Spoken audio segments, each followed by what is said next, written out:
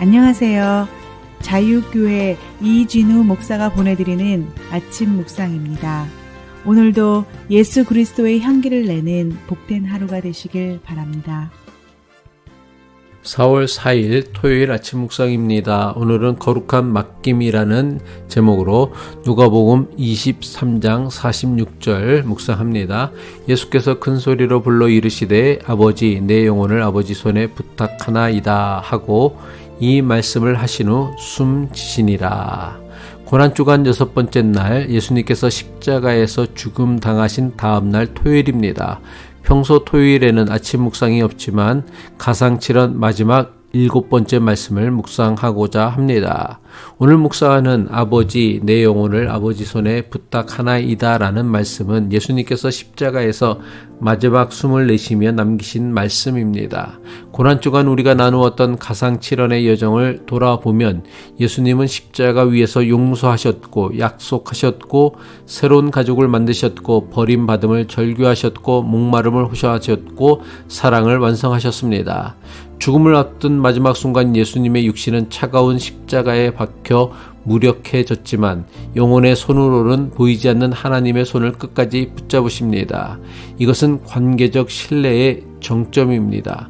자기의 영혼을 아버지의 손에 맡기는 예수님의 마지막 말씀은 버려진 것 같은 어둠 속에서도 하나님을 향한 근원적 신뢰에서 나온 기도입니다. 우리는 소위 통제의 시대를 살고 있습니다. 아니, 더 정확하게 말하면 통제라는 우상을 섬기는 시대를 살고 있습니다. 미래를 계획하고 위험을 관리하고 내 인생과 내 자녀와 내 교회를 내가 원하는 방향으로 이끌고 싶어 합니다. 불확실성은 우리에게 곧 두려움과 공포입니다. 이민자로 살아가는 우리는 특히 더 그렇습니다. 이미 조국을 떠나 낯선 땅에 온 사람들입니다. 모든 것이 불확실한 이민 생활에서 우리는 적어도 내가 통제할 수 있는 것들을 꽉 붙들고 싶어 합니다. 그래서 종종 우리의 신앙도 하나님을 믿기보다는 하나님을 이용해서 불확실성을 통제하려는 시도로 변질되곤 합니다. 하나님, 내 기도대로 해주세요. 내가 원하는 대로 상황을 바꿔 주옵소서. 내가 계획한 대로 이루어지게 해 주옵소서. 그러나 예수님이 달리신 십자가는 무엇 하나 마음대로 통제할 수 없는 철저한 무력함의 자리입니다. 몸은 천근만근 무너져 내립니다. 가장 믿었던 제자들은 뿔뿔이 흩어졌습니다. 이 절망적인 상황에서 예수님이 보여주신 것은 절망적인 상황을 반전시키려는 집착이 아니라 아버지의 손에 모든 것을 맡기는 항복이었습니다. 예수님의 마지막 말씀을 통해 우리가 배워야 할 중요한 영적 교훈이 있습니다. 그것은 바로 포기와 맡김의 차이를 구별하는 것입니다. 포기는 어차피 안 된다, 아무 의미 없다라는 절망에서 나옵니다. 이것은 관계의 단절이자 허무주의입니다.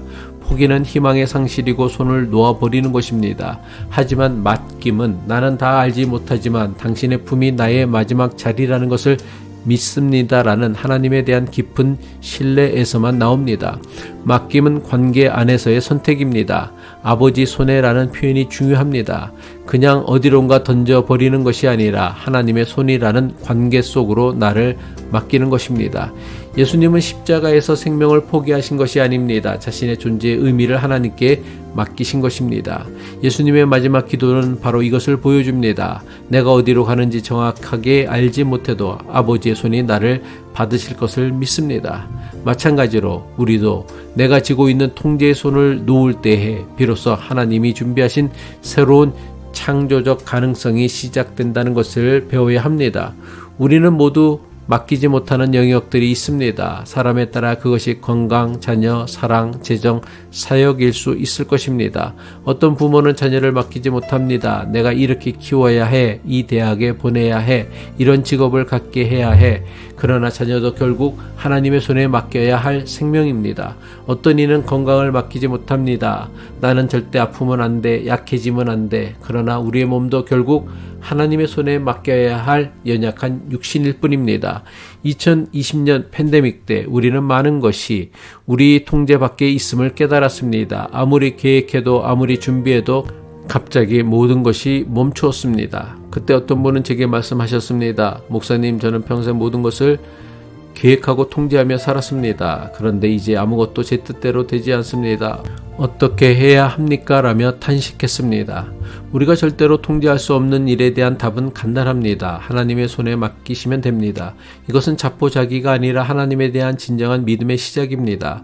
맡김은 개인의 영성만이 아닙니다. 교회 공동체도 맡김을 배워야 합니다.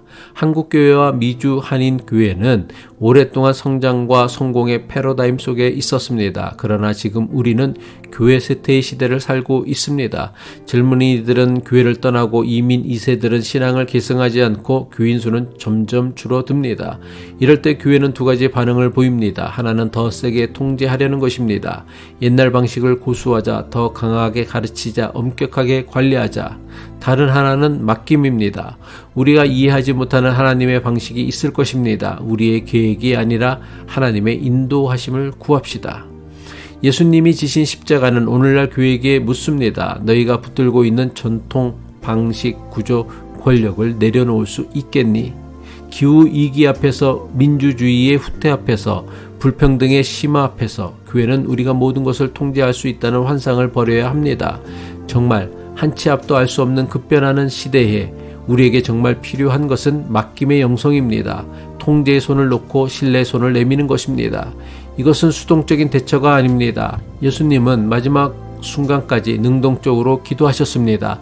아버지 손에 부탁하나이다. 맡김은 적극적 선택입니다. 예수님께서 십자가에서 마지막 숨을 마치셨을 때 그 누구도 십자가 뒤에 숨은 부활의 빛을 알지 못했습니다.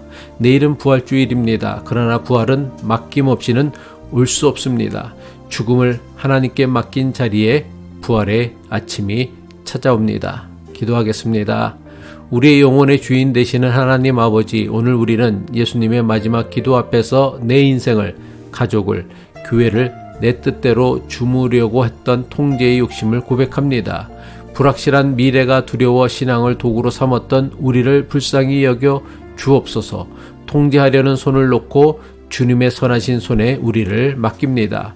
주님께서 우리를 가장 선한 길로, 좋은 길로 인도하여 주실 것을 믿으며 예수 그리스도의 이름으로 기도드립니다.